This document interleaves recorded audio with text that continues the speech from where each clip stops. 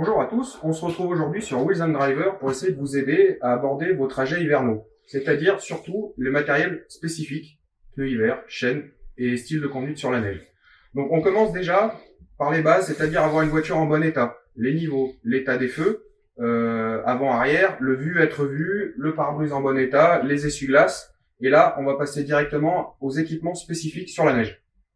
Il faut savoir que les pneus hiver, il faut les monter sur les roues motrices du véhicule, c'est-à-dire si vous avez une traction sur les roues avant, sur une propulsion sur les roues arrière et sur une 4 roues motrices, effectivement, voilà, sur les 4 roues. Moi, je serais tenté de vous conseiller de monter les pneus neige par 4. Que ça soit une traction ou une propulsion, c'est plus sécurisant pour le freinage, l'accélération et pour la meilleure tenue de route. C'est pareil, essayez de monter les 4 pneus neige de la même marque, même style, tout ça, pour respecter vraiment la tenue de route du véhicule. Les pneus neige sont constitués de 2 témoins. Donc c'est important de vérifier l'état de vos pneus neige parce que vous pouvez avoir des pneus neige qui sont pas au témoin d'usure légale, mais qui sont au témoin neige. Donc là, vous allez avoir de l'efficacité sur le sec, le mouillé ou des températures un peu froides. Par contre, quand vous allez arriver à la neige, le pneu sera plus du tout efficace sur neige. Donc là, on va vous faire voir sur le véhicule ici présent, qui est équipé de pneus neige d'une certaine marque. On va pas faire de publicité.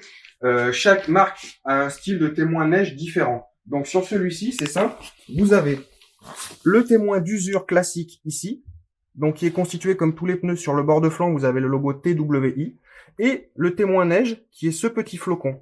En fait, c'est tout simple, quand vous avez ce petit flocon qu'on voit plus, qui est lisse en fait, c'est que vous avez dépassé le témoin neige, et là, le pneu, en l'occurrence, ne sera plus du tout efficace sur la neige, et il faudra les remplacer, car avoir des pneus neige qui sont plus au témoin neige, il y a quasiment zéro efficacité sur la neige. Donc c'est pas très sécurisant. Ensuite, on va passer au matériel que vous pouvez mettre en plus des pneus neige. On poursuit sur le matériel spécifique que vous pouvez rajouter en plus de vos pneus neige pour être encore plus en sécurité. C'est-à-dire, vous avez les chaînes traditionnelles. Donc là, on va pas s'étaler sur le sujet. Tout le monde connaît les chaînes, le fonctionnement, la crise de nerfs pour les mettre. On va pas s'étaler là-dessus. Ensuite, vous avez des véhicules comme celui-ci, qui sont non chaînables, de par la conception. Donc on va pas rentrer dans les techniques, mais vous vous renseignerez sur Internet. Donc là, il existe 2 solutions. Ou les tracks, qui sont des sortes de grosses chaînes qui se fixent uniquement par l'extérieur de la roue, et en fait, qui viennent faire un croisillon de chaîne sur la bande de roulement, qui sont souvent assez onéreux, entre 200 et 450, voire plus. Donc voilà, il faut le compter dans un budget, ça prend assez de place dans la voiture, parce que ça se replie pas comme des chaînes. Et ensuite, vous avez la solution la moins chère, qui reste assez efficace en cas de dépannage, c'est les chaussettes, comme ça. Donc en fait, c'est ni plus ni moins qu'une housse en tissu avec sur la bande de roulement qui est renforcée avec plus de grippe. Et ça coûte entre, on va dire, 60 et 80 € à peu près selon les tailles. Et ça peut, honnêtement, ça peut vous sortir du pétrin dans la neige. Le seul truc, entre guillemets, le point négatif, c'est que c'est du tissu. Donc si vous roulez 2, 3, 4 km sur du bitume sans neige, ça risque de les déchirer. Donc voilà, c'est généralement quand vous les achetez, vous faites souvent une saison avec, ni plus ni moins.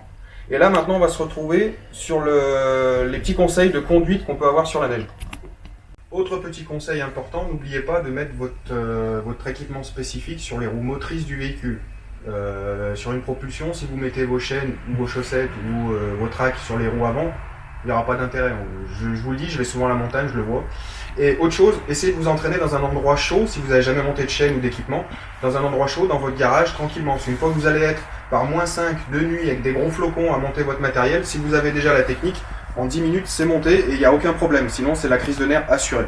Allez, maintenant on se retrouve pour des 2-3 petits conseils techniques sur la conduite du véhicule sous la neige.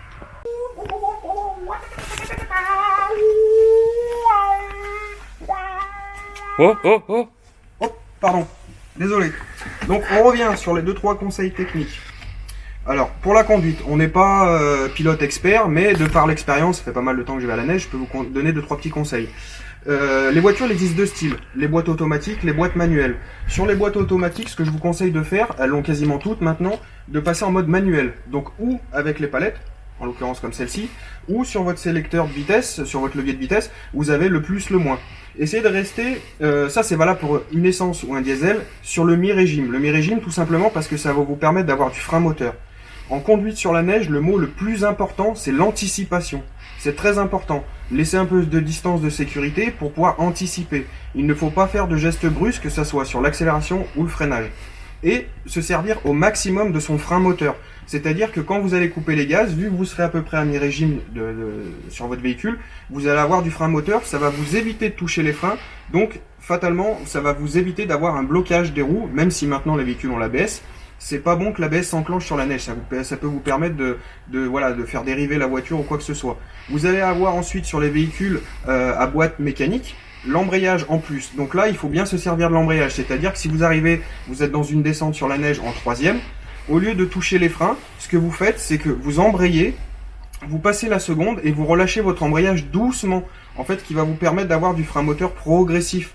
Et sinon, si vous le lâchez d'un coup, vous allez avoir un blocage de roue. Et là, c'est pas bon. Qui dit blocage de roue, dit perte d'adhérence, etc. Donc, la voiture va mal réagir. Donc, c'est très important. Sur l'accélération, c'est pareil. L'accélération, il faut être le plus doux possible.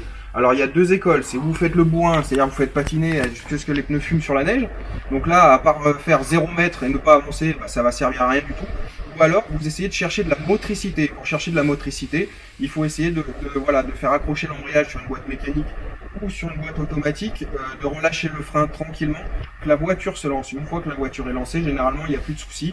Et après, à vous d'anticiper et de vraiment faire attention de ne pas se faire surprendre. Au moment où vous allez vous faire surprendre, vous allez avoir une réaction vive, donc un coup de frein sec, un coup d'accélérateur sec, et c'est là où vous allez perdre l'adhérence.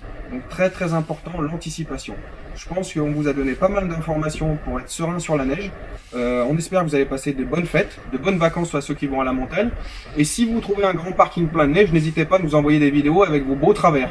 Allez, sur ce, à la prochaine.